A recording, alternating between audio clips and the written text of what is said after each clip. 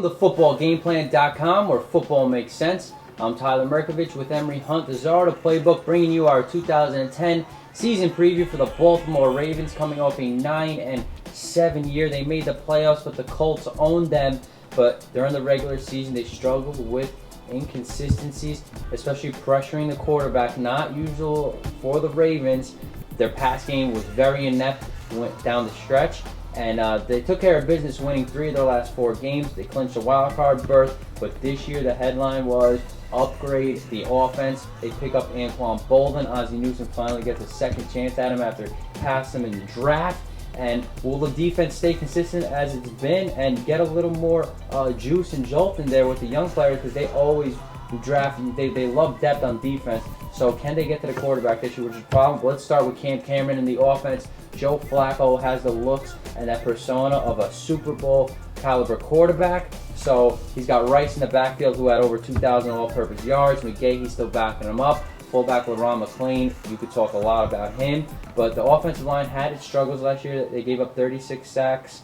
But, okay, middle of the pack, but it's going to get better with Michael Oher coming into his second year, Ben Grubbs, and they're maulers. They love to run the ball. They had most rush touchdowns with 22, which helps the red zone offense, which was 11th in the league, which was okay. But they bring in Bolden and Stallworth, and they still got Mason and Clayton, and they drafted a guy, David Reed, so they're trying to solve the wide receiver question to help them out, and they bring in Dixon and Pitta for an aging Todd Heath. Well, you look at the quarterback, start with Joe Flacco. He has to do a better job against top competition. When you play against guys like the Patriots, the Jets, those type of teams, you in San Diego, you have to really show up and play. Mm-hmm. So his play against weaker teams is outstanding, but he has to step up against top competition. That's how you win this league. That's how you go that's how you get to the Super Bowl from the beginning of the season all the way throughout. So he has to step up and play big time football against the bigger teams, because on the big stage you have to show up and perform.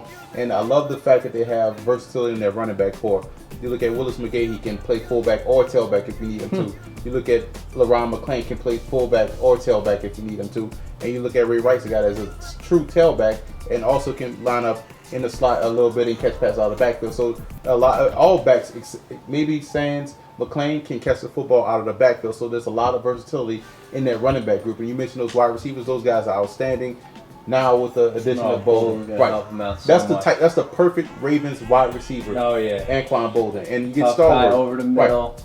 That's fearless. Stallworth is not a guy that's scary as well. So that's one guy that I like a lot because he breaks tackles. And his run after the catch, he's physical and he has the speed to take his distance. Mason's solid perennial pro, should be a Hall of Famer down the line. And you mentioned those 2 tight ends they drafted.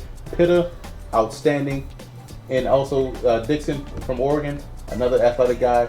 And tossing that with a healthy Heat. Now you have 3 tight ends that can play football. Flacco's career record 20-12. He does take out the mediocre competition, but he needs to take it to a next level. John Harbaugh, of course, the defensive coach, but the offense is coming around with an offensive line that is really going to be improving. They're going to be better than they were last year. And you know what? And I don't mean to cut you off, but offensive line, I want people to keep an eye on center guard David Hale, 6'6", 310, a guy that's going to be outstanding for the Ravens, a guy that's going to come in and play right away, a guy you want to keep an eye on that has a lot of athleticism. And big mauler like they have up front. Jared Gaither, right tackle, opposite of Ower, and Matt Burke. You know how smart he is, and he's a real finisher at center, so he really leads the team and helps Flacco out. You know what Ozzie Newsome does? He drafts depth on defense. Greg Madison appreciates that, but they were tied for 18th, 32 sacks. In 2006, they had 60 sacks when they were really winning games. They had 13 wins that year. Nose guard Kelly Gregg. He's going to start, but they drafted Terrence Cody to give him some depth. This Cody's not an every down back, but he's behind Greg, so we'll see what happens. Haloti Nada, Pro Bowl player, he's a great run stuffer, but he struggles to get to the quarterback. Corey Redding, they pick up from Seattle, and he's going to replace Corey Redding. They lose him, but Trevor Price, and they have Trevor Price and for Justin Bannon out the door to Denver. He's an underrated player. Right. So what do you think about their D-line? I like the D-line. Bringing in a guy that's going to get after the quarterback, former University of Texas standout. So that's somebody that you can build around. I love Haloti Nada. Big guy, big mammoth guy, athletic. Anytime your D-tackle can catch interceptions, that's impressive. Greg is probably more underrated, under tackles, in the league, so I like him a lot. And that's to be a solid rotation with Cody and also Arthur Jones, a guy they drafted out of Syracuse. I like tremendously.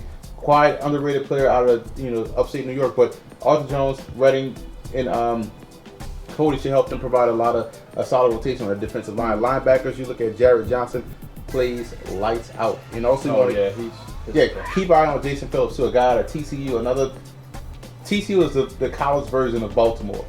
So anytime you get a defensive player out of TCU, you go in the right direction. Jason Phillips is a guy that's another inside back that's tremendous. Well, Jared Johnson is very underrated, of course, and Terrell Suggs.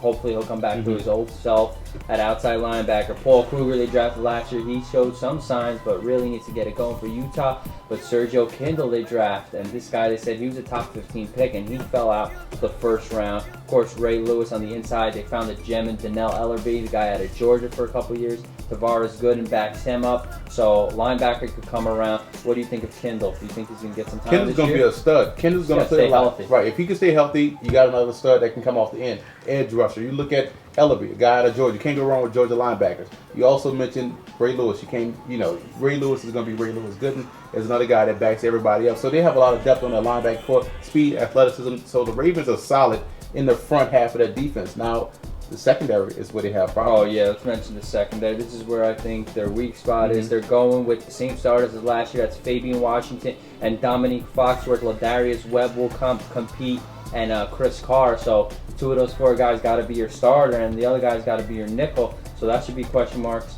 But in the secondary, Ed Reed was banged up last year. That really hurt them. And their, the pass defense was tied for 8th, but still, I mean, that's not really indication of how they played, because they were pretty weak back there, especially when Reed got injured. And then they got Landry also, and Zibikowski really getting a lot of time. So can their secondary really step up, because teams are going to try to chew them up? Well, I will hope so, because you add Ken Hamlin as well too. Who's going to help out that secondary. Another guy that's physical. Just pick them up. Just from Dallas, he's a physical guy. He got a lot of time there. Yeah, right, a lot of time, and a guy that can also lay the lumber as well too. His problem is his coverage, but injury concerns is the biggest question mark. If they can stay healthy, then they'll be fine. Fabian Washington, a guy that has some quickness, ball skills. I like Chris Carr, but you want to keep an eye on undrafted rookie free agent Prince Miller out of Georgia.